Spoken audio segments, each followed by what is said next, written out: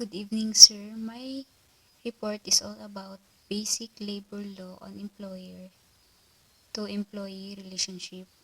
My name is Ellen May Aranilla, sir, from Group 3. Labor law for leaders. There is a need for lenders of organization to get a solid background and knowledge of employment and collective labor law and how to use labor law in their daily handling of employment matters. This is because mistakes can be very costly both financially and loss of management authority. Siyempre sir, for in the one organization, kailangan po nila og mag-collect og labor law to handle the employment matters. There is a need for them to find their way through the maze of legal rules because labor law forms is inseparable part of industrial relation.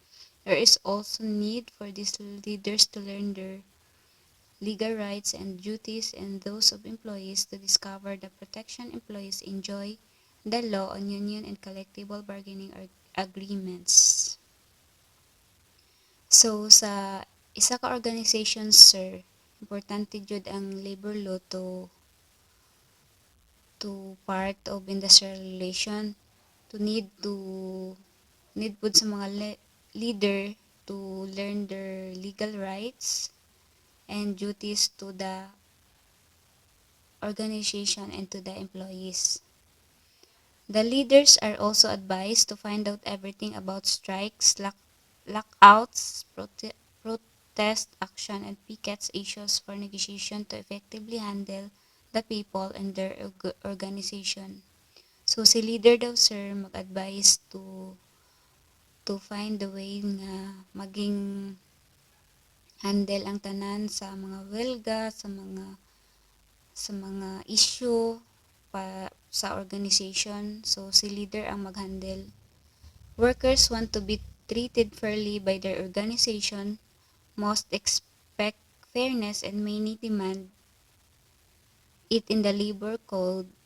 In the labor code also requires fair treatment. The Labor Code of the Philippines deals with the fairness organizational practices that dictate the day-to-day treatment of employees. Organization company comply with these laws by instituting policies that recognize and protect individual rights and guarantee employee protection from any arbitrary treatment from management.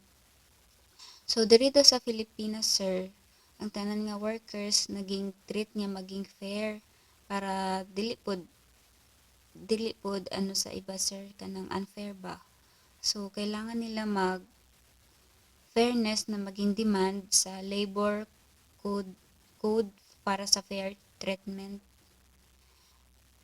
A company can gain competitive advantage by willingly complying with labor laws. Competitive advantage can come from lower litigation costs, positive employee attitude and behavior, and an excellent company image. So, syempre sir, kanang mag-hire sila sa mga tao sa isa ka kumpanya nila, kailangan po nila og background nga competitive sila, unsa pud mga advantage, og excellent po sila sa ilahang image.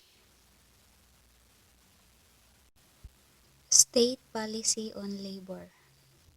First, to promote and emphasize the primacy of free collective bargaining and negotiations, including voluntary arbitration, mediation, and conciliation as modes of settling labor or industrial disputes. So, para maitaguyod daw sir ang kanilang pangunahing libreng kolektibong pagpapatawad o negosasyon kabilang ang mga arbitrasyon o pagpapagitna sa mga paraan sa pag-ariglo sa mga pagtatalo o pagsasagawa ng mga industriya. To promote free trade unionism as an instrument for the enhancement of democracy and the promotion of social justice and development. So upang mataguyod sir ang mga instrumento para sa pagpapahusay ng demokrasya, katarungan at panlipunan ang pagpapaunlad So, to foster the free and voluntary organization of a strong and united labor movement. So, kusang loob sir nila na magtrabaho sila, mag-ano sila sir ba, mag-teamwork para sa kanilang rights to sa mga members po na sa mga organization nila as an employee, to provide an adequate administrative machinery for the expeditious settlement of labor or industrial disputes, to ensure a stable but dynamic industrial peace, and to ensure the participation of workers in decision and policy making processes affecting their rights, duties, and welfare. So, para sigurado sir, kailangan po ma-participate ang tanan to teamwork to decide the policy making and process to affect the rights and duties sir sa organization po. As a employee po sir, kailangan po nila na maging sila kanang active sa organization o sa ilang ginatrabahoan. That's all sir. Thank you. Right to service incentive leave. Every employee who has rendered at least 1 year of service is entitled to a yearly service incentives leave of 5 days with pay. So, kaning right to service incentive leave is ma-apply nimo siya sa into private company lang. Ma-apply niya siya sa into private company kasi nakasaad dito, this benefit does not apply to the following government employees. So, obviously, dili ko siya pwede para sa mga government employees, para lang siya sa public, ay sa private employees. And domestic helpers, persons in the personal service of another. So, di pa siya pwede. Managerial employees. Field personnel in those time and performance is unsupervised by the employer. Those already enjoying the benefit, katong mga nakahuman na o kanang sa ilang leave, kanang nakahuman na o kuha kanang sa ilang incentive leave. So, di na sila pwede makakuha ulit. Those enjoying vacation leave with pay at least 5 days. Those employed is establishment regularly employing less than 10 employees. Paternity leave. Paternity leave is granted to all married male employees in the private sector, regardless of employment status. Example, probationary, regular, contractual, project-based, the purpose of which is to allow the husband to lend support to his wife during her period of recovery and or in the nursing of her new child. So, pag naka sa private sector, sa private company, pag once na buntis imong wife or nanganak na imong wife, so automatic na siya makakuha na kag paternity leave. And this paternity leave is last for 7 days lang. And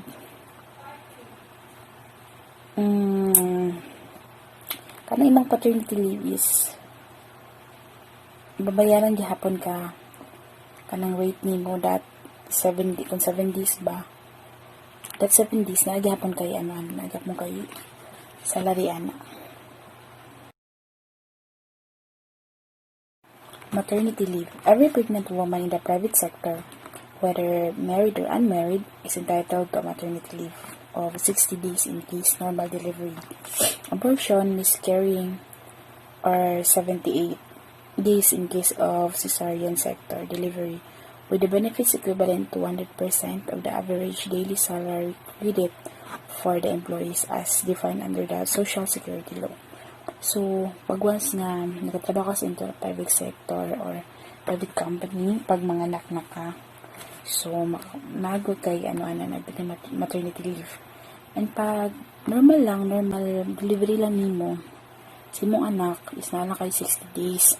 Pero pag once na cesarean ka, na kay 78 days. And that maternity leave nimo is 100% with siya nga makuha gyapon nimo imong sweldo, buo nga sweldo, walay cutting.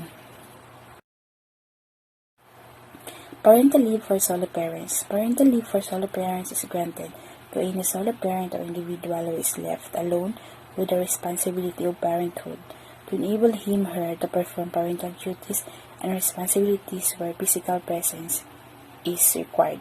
The parental leave, in addition to leave privileges under existing laws, shall be for 4 days every year with full pay. So, pag solo parents ka, once nga ba magkasakit mo anak or na-hospitalin mo anak, pwede ka makakuha og parental leave for solo parents kasi lalo na pag wala kay family nga pwede nga mag-alaga sa mo anak. So, pwede mo na siya magamit na parental leave para makalaga kasi mo anak and pareha lang sa maternity leave makuha gyapon nimo 100% ang mo will rate that day mo lang gyapon ang rate mo. Leave for victims of violence against women and their children or VAUSI. VAUSI leave is now granted to private sector women employees who are victim as defined in Republic Act number 9262. The leave benefit shall cover the days that the woman employee has to attend a medical and legal concern. So, example din is battered wife ka, na kulata ka, and nang kailangan mo hospitalization, kailangan mo magpa-hospital o kailangan mo mag-medical care. So, pwede ka file of leave for VAUSI.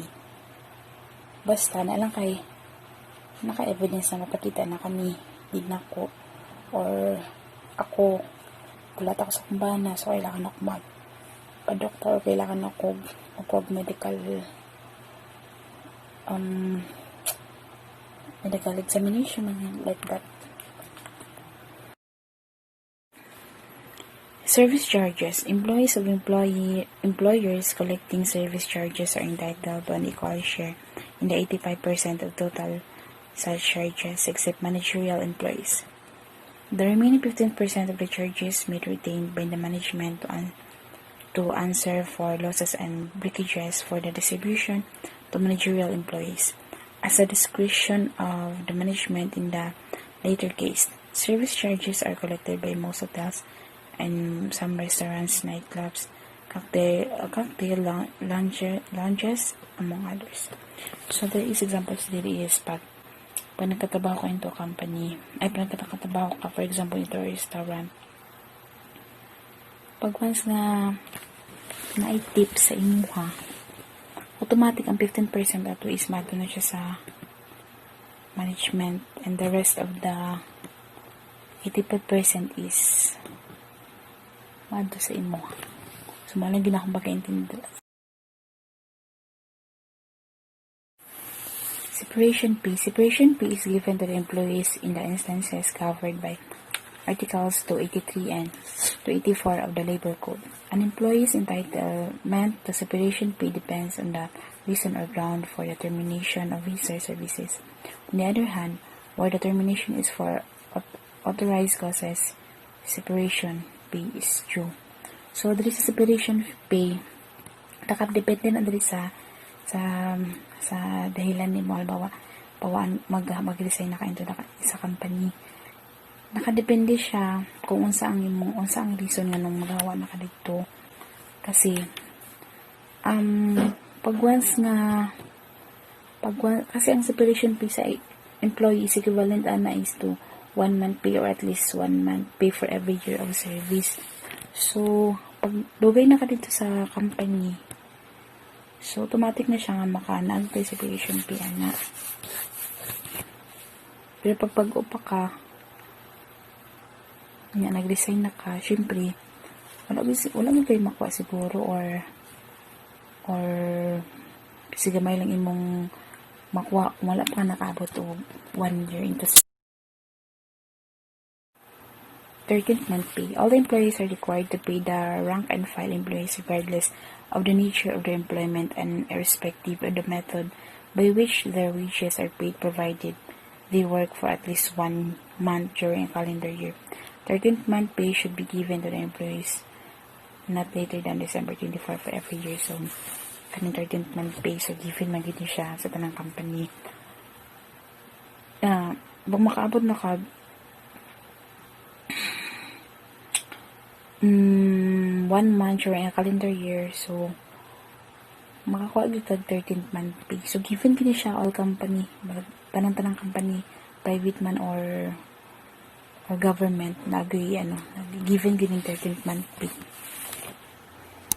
Good day, my name is Emeline Cantere, and I'm going to discuss general labor standards.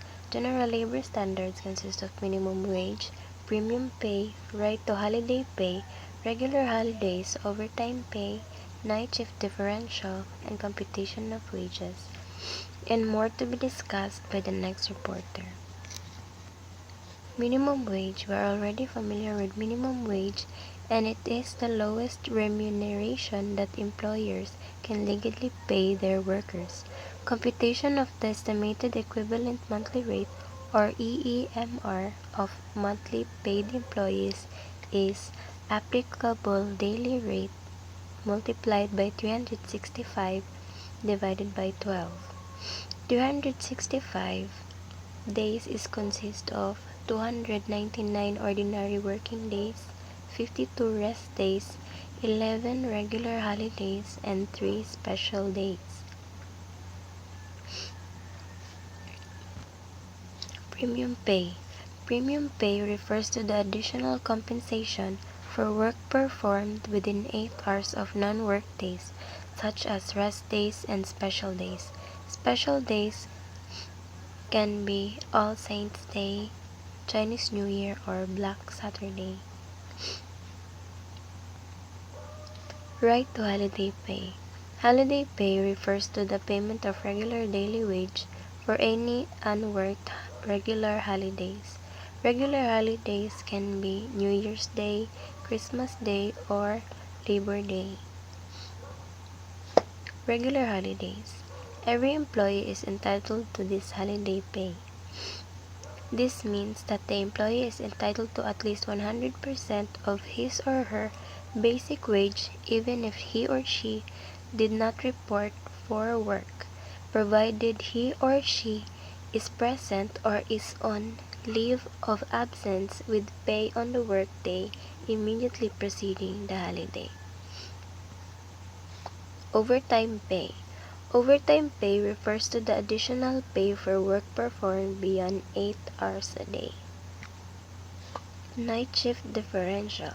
Night shift differential refers to the additional 10% compensation to the regular wage of an employee for each hour of work performed between 10 p.m. and 6 p.m. a.m. Computation of wages. Computation of wages is governed by the following rules.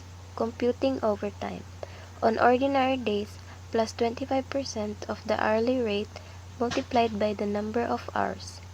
On a rest day, special day, or regular holiday, plus 30% of the hourly rate on said days multiplied by the number of hours. Computing pay for work done on a special day, 130% multiplied by basic pay. A special day, which is also scheduled rest day, is 150% multiplied by basic pay.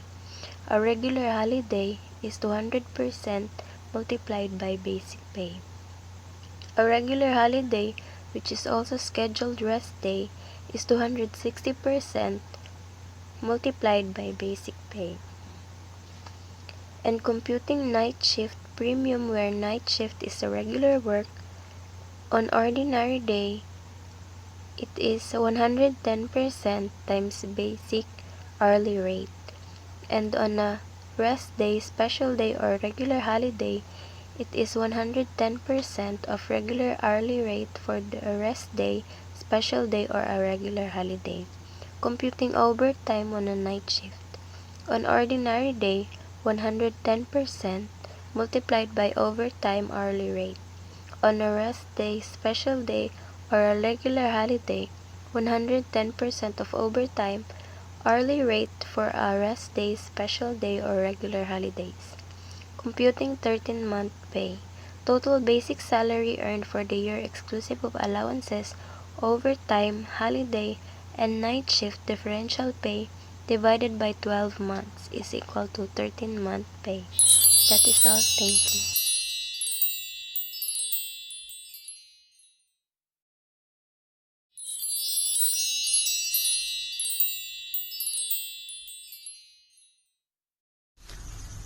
Good evening everyone. My topic is all about the worker's basic right. The worker basic right means mga rights sa isa ka employee. Number one is equal work opportunities for all. So everybody or everyone has a right, not para maging patas sa mga work opportunities gaya ng the state shall protect labor, promote full employment, provide equal work opportunities regardless of gender, race or creed, and regulate employee-employee relationship. So kailangan daw protektahan. So government daw kailangan niya protektahan ang ang trabaho sa isa ka employee, iyahang mga pwede sa na opportunities, regardless sa iyahang gender, mababae ba siya, lalaki, bayot, lesbian, ngayon na. And then about sa iyahang lahi, dili ta magmatter kung Muslim ba siya, blaan ba siya, as long as kaya niya gampanan ang iyahang tungkulin, why not, diba? So kailangan lang ginatagaan og equal rights. And then male and female employees are entitled to equal compensation for work of equal value, and to equal access to promotion and training opportunities. So kabalo naman sa panahon karon na ang babae ug lalaki, kung unsay kay sa lalaki kay pud sa babae, kung unsay kay sa babae kay pud sa lalaki. So na lang siya kung karapat dapat lang man na i-promote ang isa ka empleyado, why not, diba? Tapos dili lang man ibig sabihin na kay ang lalaki mas kusgan, tapos mo to siya, pwede na siya i-promote. Kaya man po sa babae kung unsay kakayahan sa lalaki, napi kakayahan na ingato ang babae. So dapat equal lang siya.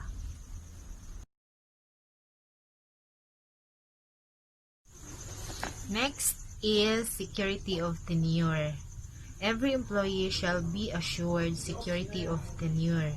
No employee can be dismissed from work except for a just or authorized cause, and only after due process. So kaning security of tenure daw, ang isa ka employee, pwede lang daw siya i-dismiss kung napatunayan na nagkasala siya or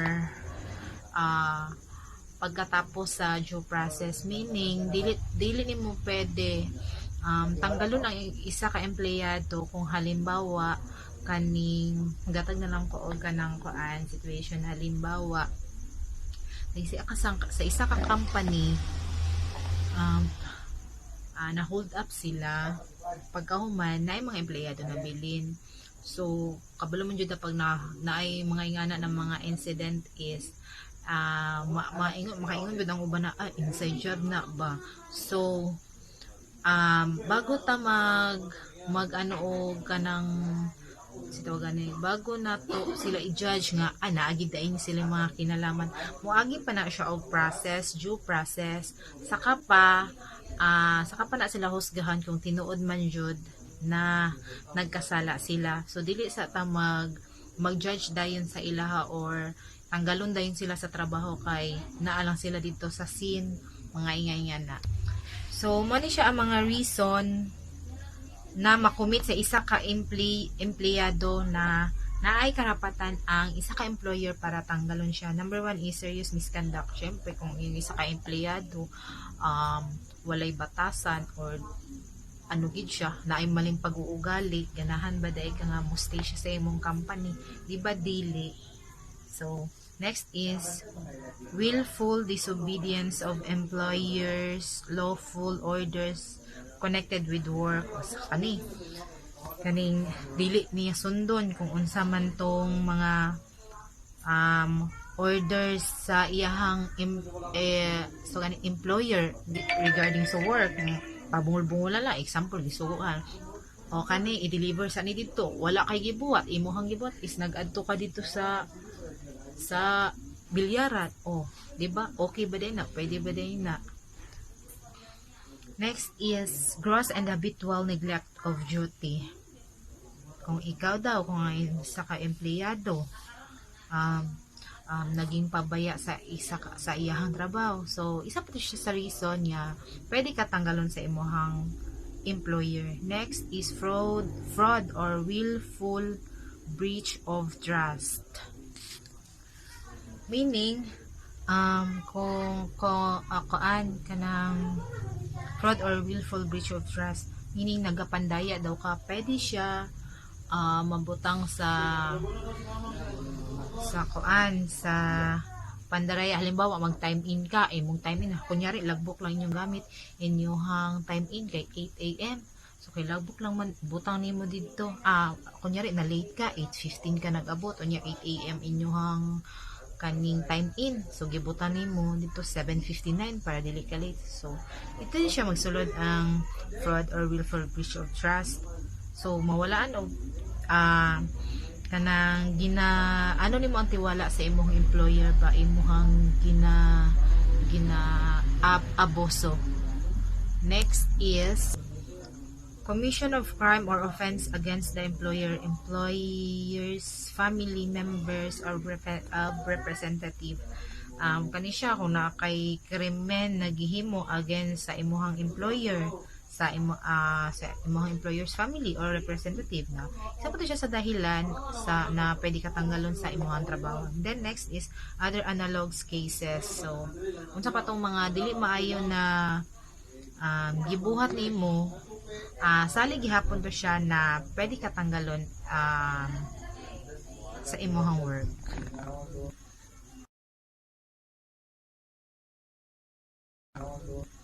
Next is collective bargaining involves two parties, the representative of the employer, a union duly authorized by the majority of the employees within the bargaining unit, called exclusive bargaining agent.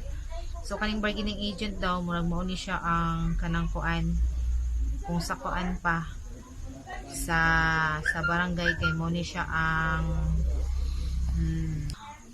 ang lupong tagapamayapa between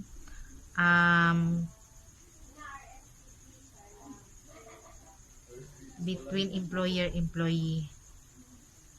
It is a process where the parties agree to fix and administer terms and conditions of employment which must not be below the minimum standards fixed by law and to set a mechanism for resolving their grievances. So kani siyang kuan, kaning collective bargaining ay kaning representative nila.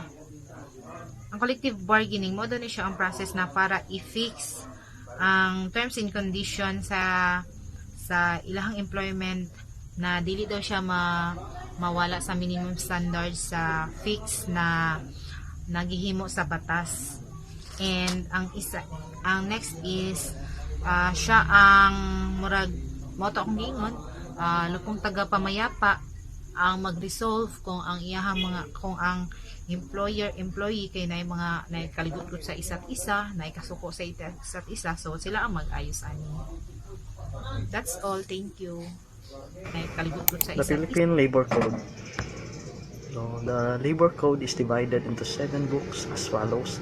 Book 1, Pre-Employment, deals with the recruitment and placement of workers to promote and maintain a state of full employment, to improve manpower training, allocation, and utilization, including regulating the employment of aliens and establishment of registration and for work permit system, and ensure careful selection of Filipino workers for overseas employment in order to protect the good name of the Philippines abroad. So full employment. So, napaka-importante sa isang bansa na mataas yung employment rate.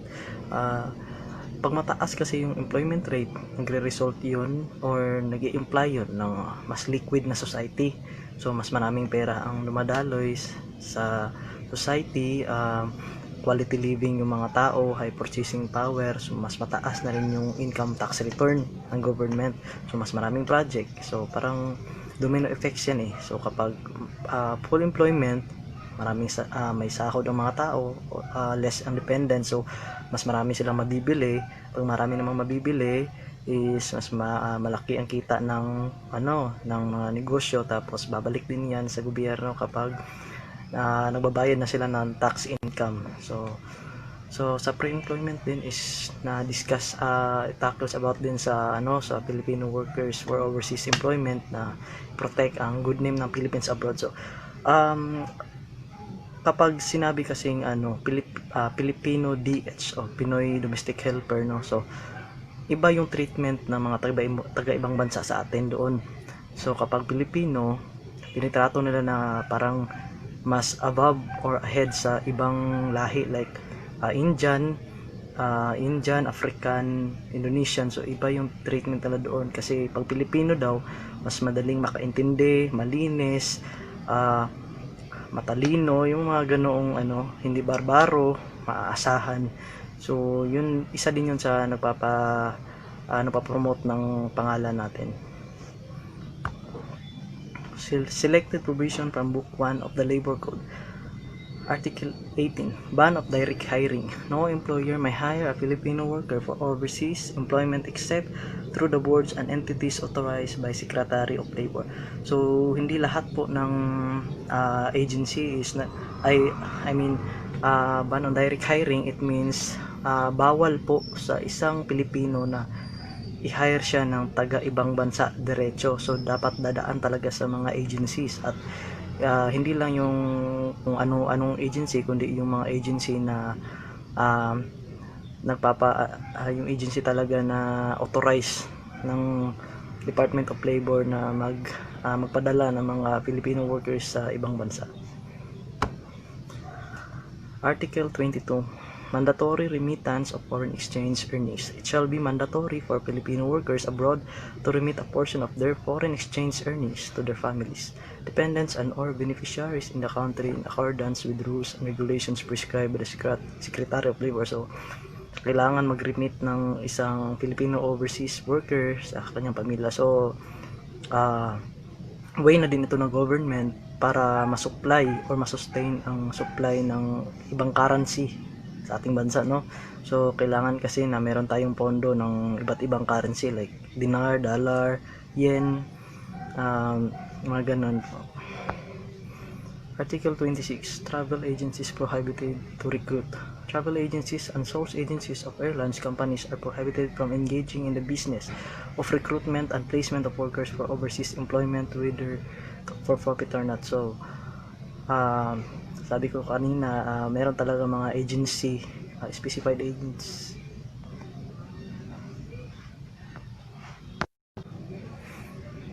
Sabi ko kanina, may mga specified agencies talaga na na authorized sa pag-recruit ng mga Filipino overseas workers. So hindi lang hindi pwede porque travel agencies pwede nang mag-recruit ng mga workers pa na mag-work sa ibang bansa. Citizenship requirement. Only Filipino citizens or corporation, partnership, or entities at least 75% of the authorized and voting capital stock of which is owned and controlled by Filipino citizens shall be permitted to participate in the recruitment and placement of workers locally or overseas. So, hindi lahat po ng kumpanya is yung mga kumpanya na owned by foreign entities po. So, kailangan para makapag-recruit ng Filipino workers, it must be 75% of 75% of the total ownership of that company is belong to Filipino citizens. Fees to be avoided by workers. Any person applying with a private fee charging employment agency or employment assistance shall not be charge any fee until he has obtained employment through its effort or has actually commenced employment, clearly showing the amount paid. So, parang yung mga naka-apply po sa kaning, sa mga security guards, so wala po silang bayad sa pag-a-apply, kundi yung agency na yung bahala doon. Saka kapag nagsasahod na sila is doon na nagkakaltas yung agency. Employment permits of non-resident aliens. Any alien seeking admission to the Philippines for employment purposes and any domestic or foreign employer who desires to engage in alien for employment in the Philippines shall obtain an employment permit from the Department of Labor. So same na rin po sa mga Pilipino na pumupunta abroad para magtrabaho, no? So kailangan ng visa. So yung visa is iba't ibang klase na visa, may schooling, mayroong tourist, travel, yung ganun. Meron yung visa for working. So kailangan yun same din pag foreigner yung pumupunta sa atin. So nahanapan din sila ng visa kapag nagtatrabaho sila. Book 2, Human Resource Development Program. Its objective is to develop human resources, establish training institutions, and formulate such plans and programs that will ensure efficient allocation, development, and utilization of the nation's manpower, and thereby promote employment and accelerate economic and social growth. It covers two main subjects: the National Manpower Development Program and the training and employment special workers as apprentice learners and handicapped workers. Selected provision from book the Labor Code. Article 52, Incentive Scheme. An additional deduction from taxable one-half of the value of labor training expense incurred for development program shall be granted to the person or enterprise concerned, provided that such development programs other than apprenticeship are approved by the council and deduction does not exceed 10% of the direct labor wage. So ganito yung ganito sinusuportaan ng gobyerno natin ang pag-develop ng mga full employment. So yung mga company na nag-organize ng mga training for employment o for training for labor, so yung kalahati ng expenses nila is binabawas doon sa total taxable income. So para privilege din sa kanila sa pag-organize ng training and programs. So yun po. Article 58, definition of terms. Apprenticeship means a practical training on the job, supplemented by related theoretical instruction. B. An apprentice is a worker who is covered by a written apprenticeship agreement with an individual employer. C. An apprenticeshable occupation means any trade form of employment or occupation which requires more than 3 months of practical training on the job, supplemented by related theoretical instruction. The apprenticeship agreement is an employment contract wherein the employer binds himself to train the apprentice, and apprentice terms accept the terms of the training. So apprenticeship agreement, apprenticeship. So yung parang OJT, on the job training. So may mga OJT na hiniheld lang dito sa Pilipinas o sa dito lang sa ating bansa. So meron ding mga OJT na kailangan abroad, lalo na yung mga nag-OJT sa yung like dito sa Juji Ilaga, no. So more on abroad ang kalang OJT sa Thailand, yung mga HRM, yung mga nag-OJT sa airlines, yung mga ganun. So sa abroad hiniheld yung OJT nila at kailangan ng apprenticeship agreement. So sa company na kanilang pinag-OJT-han at between din sa kanila sa mga OJT. Examples of apprenticeshable occupations: process technician, knitter, electronic assembler, shop tailor, light bulb assembler. Article 71, deductibility of training costs. An additional deduction from taxable income of one half the value of labor training expenses incurred for developing the productivity and efficiency of apprentices shall be granted to the person or enterprise organizing an apprenticeship. So, yun po yung sabi ko kanina. So sa mga company na nag-organize ng mga training programs, yung mga kumpanya na nag-hire ng mga apprentice o mga OJT is yung cost na one half doon is ni-deduct sa kanilang net taxable income. So di rin sila yung parang meron din silang tawag yan privilege. Article 72. Apprentices without compensation. The Secretary of Labor and Employment may authorize the hiring of apprentices without compensation whose training on the job is required by the school or training program curriculum or as requisite for graduation or board examination. Example for this is OJT or on-the-job training. Article 73. Learners defined. Learners are persons hired as trainees and semi-skilled in other industrial occupations which are not apprenticeable and which may be learned through practical training on the job in the relatively short period of time which shall not exceed 3 months. This job, hindi na siya required maging apprentice like OJT. You can learn through practical training sa maliit na panahon lang.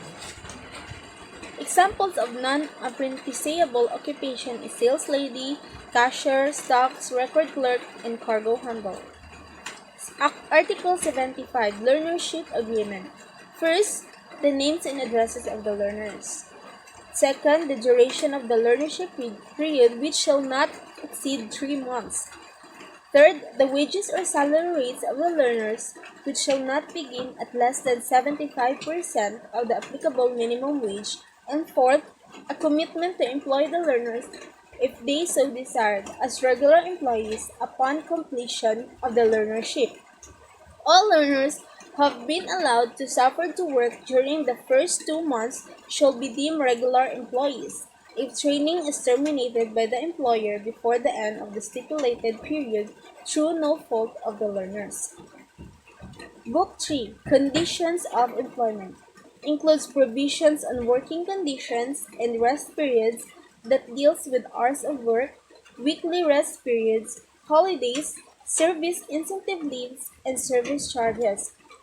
Provisions about wages including prohibitions regarding wages and working conditions for special group of employees such as employment of women, minors, house helpers, and home workers are also included in this book. For the working conditions, environment, which one works, like uniforms, access to amenities, etc. For the rest period that deals with hours of work, pahinga niya sa isang araw, like lunch break. For the service incentive leaves, ang kanyang sick or vacation leave. At para naman sa kanyang wages ay ang minimum wage. Selected provisions about wages includes forms of payment, time of payment, place of payment, and direct payment of wages. Prohibitions regarding of wages include non-interference in disposal of wages, wage deduction, deposit for loss of damage, deduction to ensure employment, withholding of wages in kickbacks, among others. For the provisions about wages, first is forms of payment. Hindi pwede na ang employer magbabayad ng sahod sa kanyang employee by promissory notes, vouchers, coupons, tokens, tickets, or kahit anong bagay na hindi legal tender which is money. For the time of payment, kailangan ang sahod ng employee ay ibinibigay at least once every 2 weeks or twice a month not exceeding 16 days. For the prohibitions of wages naman, ang pagbabawal ay first, non-interference in the disposal of wages. Walang sino mang employer ang maglilimit o pipigil sa kalayaan ng kanyang employee kung paano nito igagasta ang kanyang sahod. Hindi rin pwedeng iobliga ng employer ang kanyang employee na bumili ng kahit anumang produkto na galing sa kanya o ibang tao. For deposit for loss or damage, walang sino mang employer ang dapat mag-obliga sa kanyang employee na gumawa ng deposits para sa kabayaran in case na makasira ang employee na kagamitan sa kanyang tinatrabahuan except kung aprobado ito ng Secretary of Labor and Employment which have appropriate rules and regulations. For the withholding of wages and kickbacks among others, labag sa batas ang pagpigil ng employer na kunin ang ilang amount ng sahod ng kanyang worker sa pamamagitan ng pagbabanta. Book 4. Health, Safety, and Social Benefits. Cover medical, dental, and occupational health and safety employees' compensation in state insurance fund, including the provision for medical care as amendment and adult education. For the occupational health and safety, the Secretary of Labor and Employment ay kailangan mag-set and enforce ng mandatory occupational safety and health hazards ng merong employment. Employees' compensation.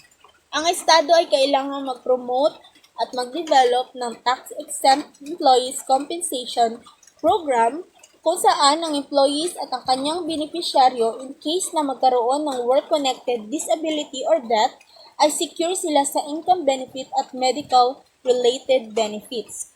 For the state insurance fund naman, coverage in the state insurance fund ay required sa lahat ng employers at kanilang employee na hindi pa sobra sa edad na 60 na sa pag-edad nila ng 60 ay qualify sila sa retirement at life insurance benefit. Selection for provisions from Book 4. Article 156, First Aid Treatment. Every employer shall keep in his establishment such as first aid medicines and equipment as the nature and conditions of work may require in accordance with such regulations as the dole shall prescribe.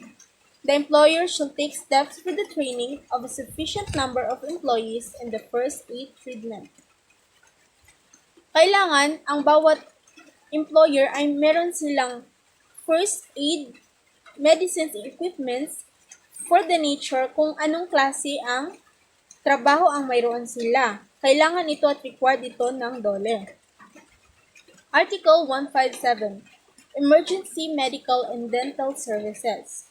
First, the services of a full-time registered nurse when the number of employees exceed 50 but not more than 200, except when the employer does not maintain hazardous workplaces, in which case the service of a graduate first aider shall be provided for the protection of workers.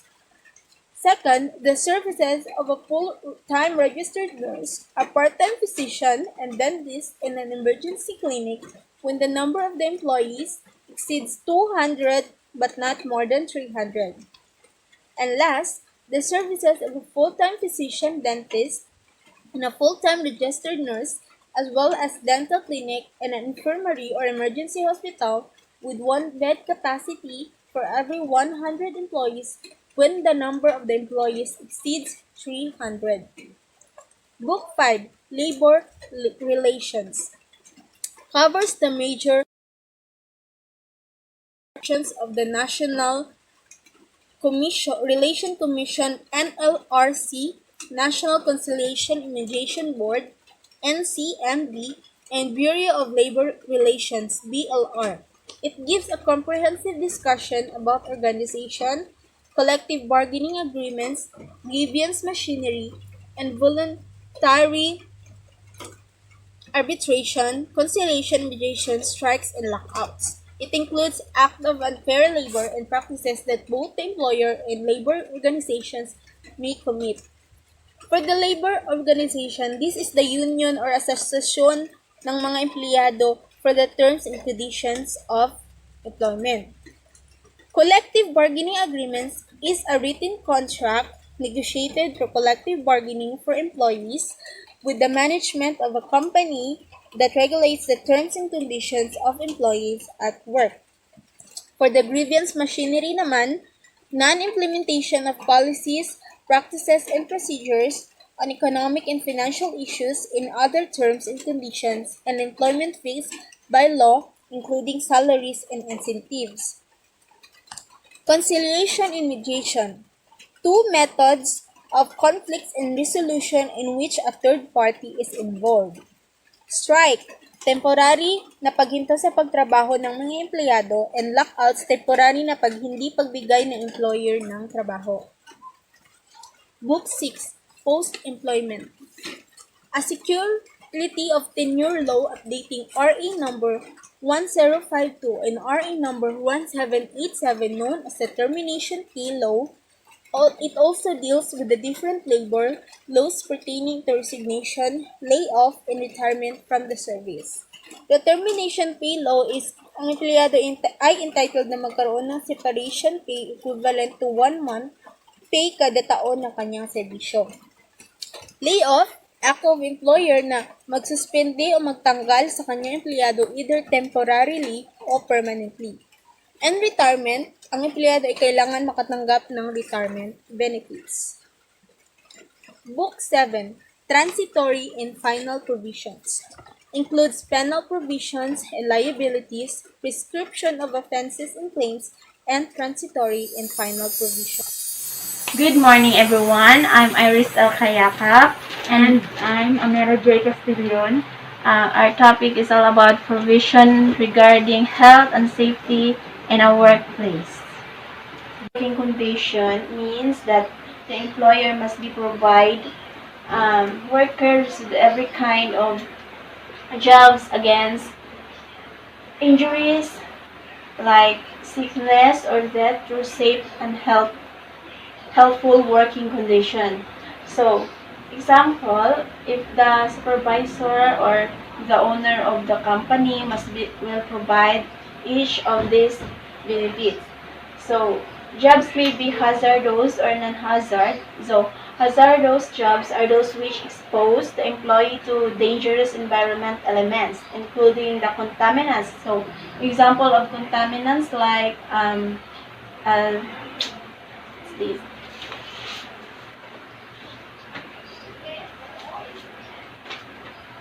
Contaminants like nitrogen, like salt,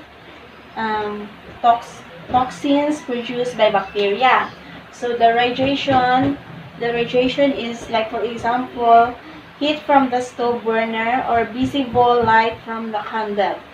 So fire and poisonous.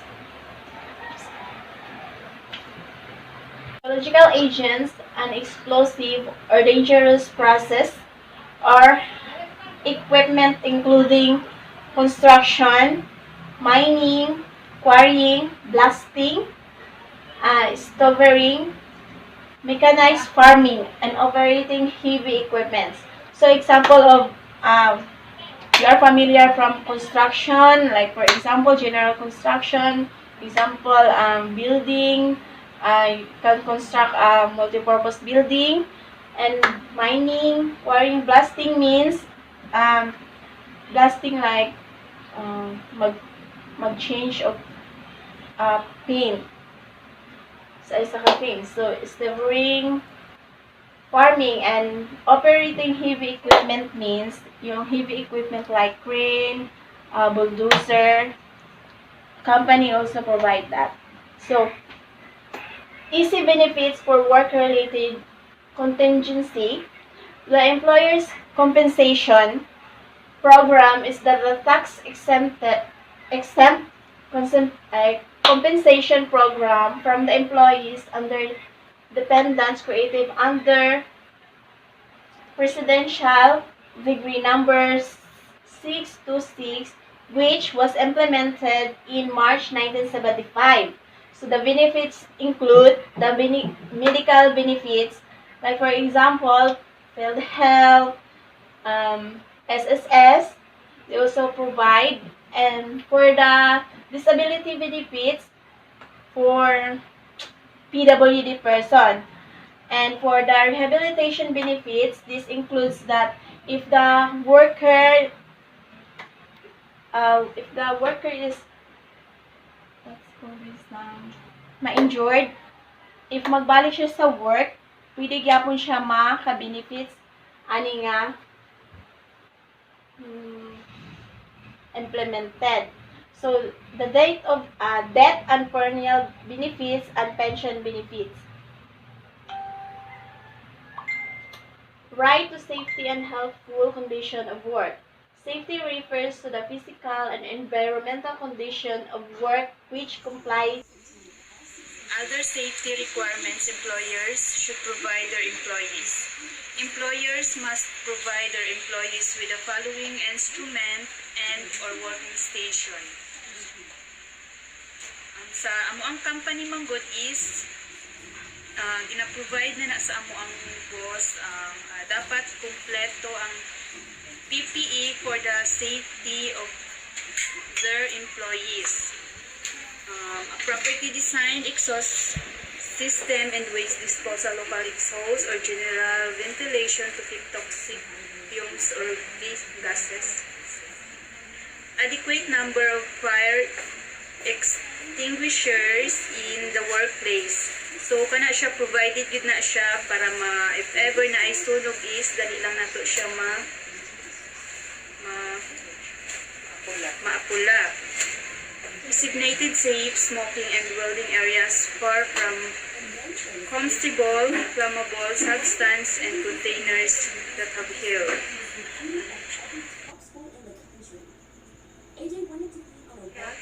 Safety measures that must be observed within the premises of establishment. Establishment must observe the following safety measures.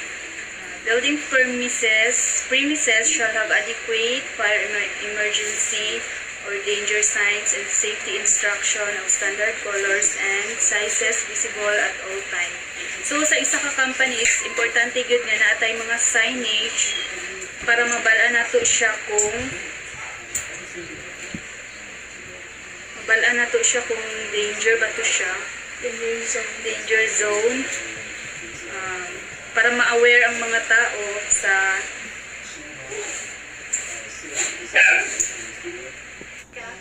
safety measures that must be. Good housekeeping shall be maintained at all times. True cleanliness of building, yards, machines, equipment, regular waste disposal, and orderly arrangement of process operations, storage, and filing materials. So sa ato ang office is importante jud na ma-maintain nato ang cleanliness tungod ni siya para pud sa ato na if ever na ako'y magbisita sa ato ang office is limpyo ang ato ang palibot, naka-arrange ang tanan. So dapat proper jud ang atong storage and materials. Adequate dressing rooms, locker rooms, comfort rooms, and lavatories separate for male and female workers shall be provided. So, importante po jud ni nga naayutay sarili natong locker para safety ang ato ang mga gamit na dili mahilabtan sa uban.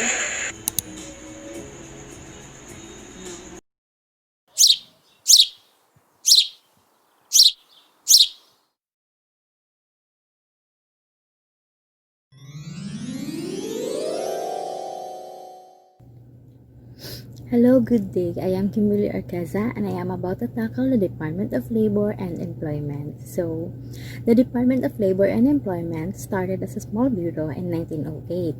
It became a department on December 8, 1933 with the passage of Act 4121.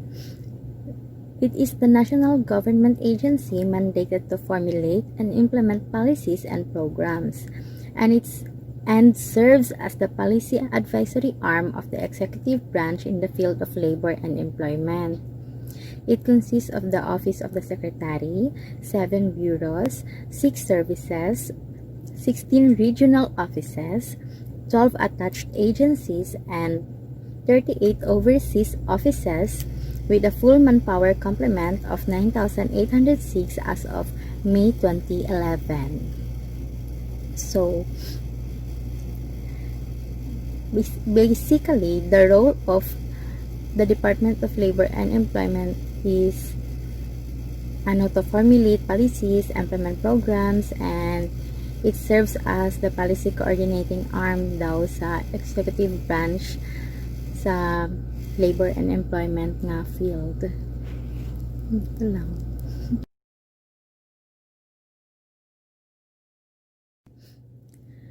The organization and functions of Department of Labor and Employment are in accordance with the provisions of Executive Number 126, which is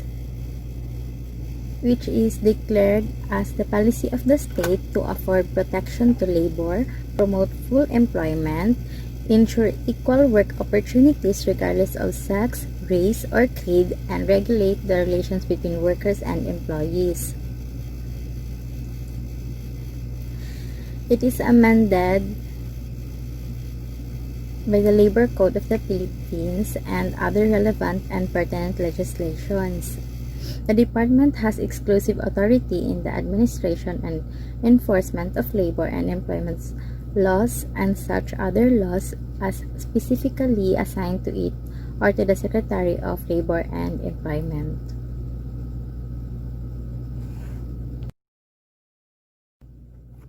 So there are 11 attached agencies in the Department of Labor and Employment, but I will only tackle the 7 out of 11, and the rest will be discussed by the next and last reporter, which is Mr. Vergara. So the first attached agency is the Employees Compensation Commission, or ECC, which grant the benefits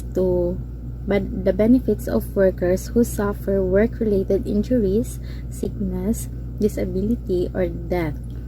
It is the rehabilitation assistance to occupationally disabled workers. So, ano siya? Ano daw siya? Ano siya? Program sa gobyerno na maghatag og mga benefits or benepisyo or services sa mga mga empleyado or manggagawa na nagkasakit o na aksidente tungod sa work, dahil sa work. Next is the Institute for Labor Studies, or ILS, which is the labor policy research and advocacy. On the legal basis, according to Presidential Decree number 620, the Institute of Labor and Manpower was created on December 21, 1974. It is to provide the Ministry of Labor and Employment with technical support in policy making and program implementation. And according to Executive Order number 251, which is mandated on July 25, 1987, it is officially established the Institute for Labor Studies in response to the growing need of the Department of Labor and Employment for more comprehensive and innovative research to back up its policy recommendation. So, technically, Institute for Labor Studies provides technical support to Department of Labor and Employment on policy formulation relative to labor issues through the conduct of research or studies in all areas of labor administration, as well as by evaluating existing labor policies, legislation, and programs in aid of development. It also has 4 technical divisions covering the areas of employment, workers' welfare, and labor and social relations research, as well as research, information, and technology. So, next is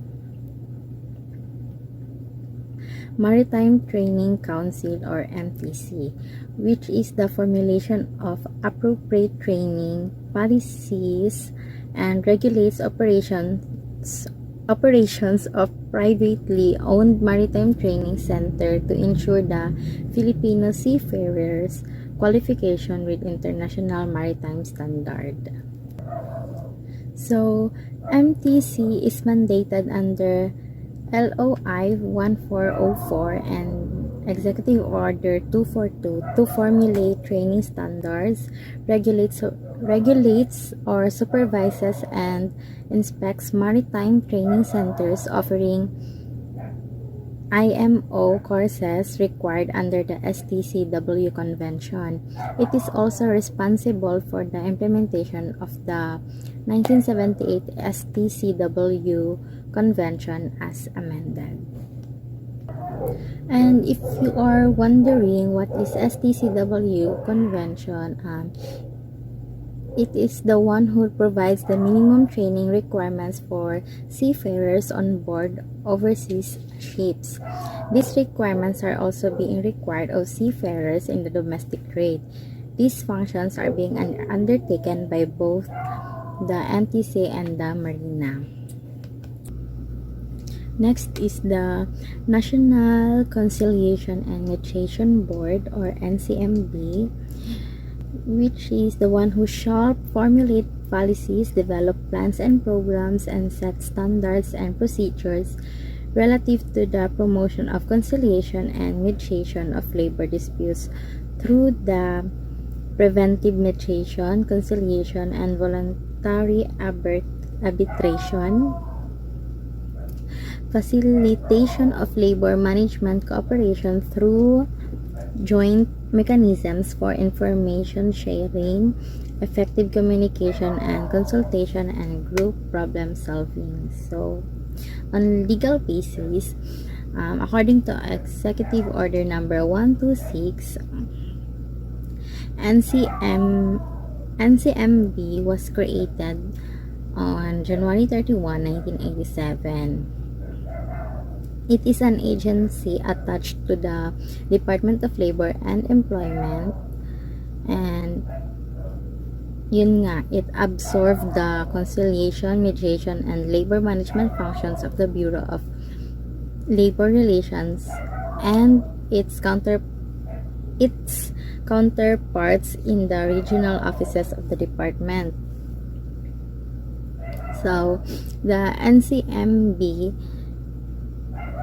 are the ones who formulate policies, develops plans and programs, and set standards and procedures related to promotion and of conciliation and mediation of labor disputes, and etc. Balik-balik na lang. So, NCMB is whereby labor and management can jointly and voluntarily discuss matters covered by their collective agreements. In so doing, the board renders advisory and counseling services on various aspects of labor management relations. So the fifth attached agency is the National Labor Relations Commission, or NLRC. The National Labor Relations Commission is a quasi-judicial body which symbolizes the common front organized by government, labor, and management to expeditiously resolve labor disputes through the process of mediation, conciliation, and compulsory arbitration. It plays a vital role in the government's program of promoting and maintaining industrial peace through the speedy dispensation of labor justice and development of effective dispute settlement machinery. And the sixth agency is the National Maritime Polytechnic, or NMP. It is all about the upgrading the competence of licensed merchant marine officers and ratings to ensure the primary of Filipino seafarers in world shipping. And lastly, or the seventh, is National Wages and Productivity Commission, or NWPC. It is the setting of wage and productivity of improvement consistent with national development plans. So others will be tackled by Mr. Vergara. Thank you. Hello sir, I'm With national Vergara from the Group 3 and the last reporter. And this is my report. Okay, first topic, Occupational Safety and Health Center. Develop and implement programs for the protection of workers. Zero accident program, facility evaluation, testing of safety devices, occupational health examination. So, diri pa lang, dapat ang isa ka empleyado, dapat yabalo siya sa mga trabaon sa ilang kumpanya, labaw na kung delikado. So, to gather the mga delikado na mga panghitabo, dapat puminti sila na evaluate kung sila ba ay mindset Japon sa ilang trabahoan. Labaw na sa mga construction worker or other delikado pa na kuan. Or maybe sa fast food. Mo jud na. Next topic is Overseas Worker Welfare Administration or OWA. Extension of the social welfare and other assistance of OFWs and their dependents. So, kani naman is mga OFW na nasa ibang bansa.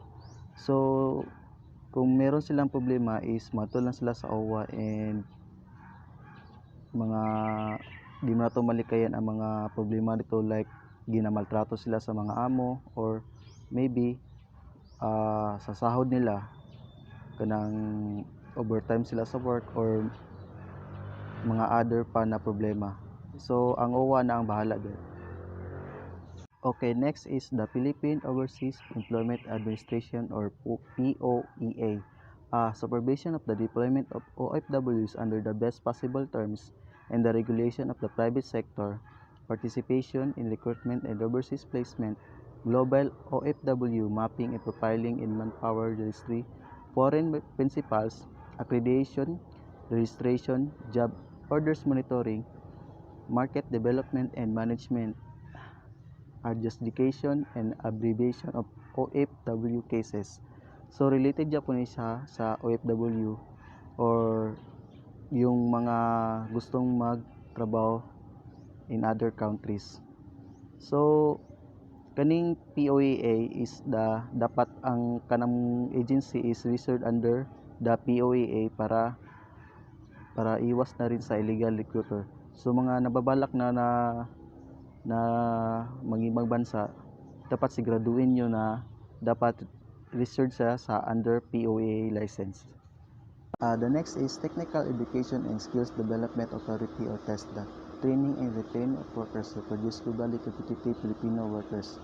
Kabalo naman tandaan na ang trabaho sa mga TESDA is gapangita sila mga tao na pursige na makamon og eskwela o gina-train nila para at least na sila ayahay na trabaho o kung pwede, sila na bahala para makatrabaho sa laing lugar. Okay, the next topic is the Department of Bureaus. Under it is the Bureau of Labor and Employment Statistics or BLES. Production and Analysis of Labor and Employment Statistics. Halimbawa ni is sa isa ka ekonomiya, gatingala ta nganong 336 laman natong rate samantalang sa ibang lugar is makabot pa og mga 400 or 500 pa. It's because depende siya sa ekonomiya. Sila tong ga-analyze kung ano ba ang needed and ano ba ang mga wants sa isa ka ekonomiya para lang lumago. The next topic is the Bureau of Labor Relations. Administration and enforcement of laws relating to labor management, relations, resolution of small money claims, registration of union, CBA and workers association, supervision of trade union activities, workers organization and development program or WODP. And the next is the Bureau of Local Employment or BLE.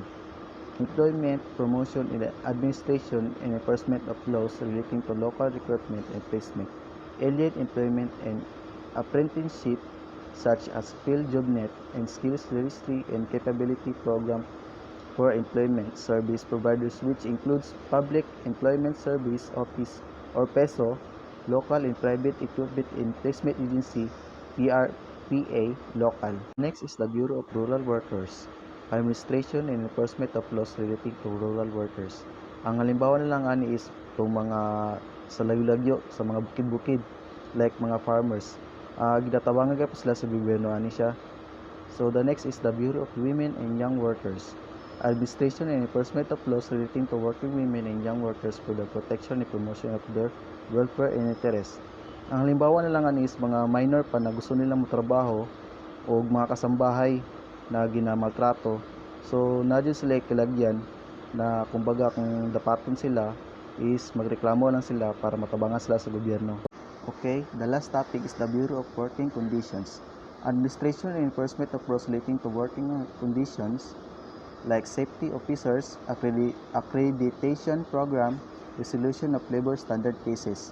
Ang mga limbawa is mga sample na kanang overtime ka sa work, tapat na jud kay overtime pay o separation pay. Halimbawa na lang kung disgrasya ka sa trabaho or mga kondisyon na dapat nilang matuman relating sa trabaho.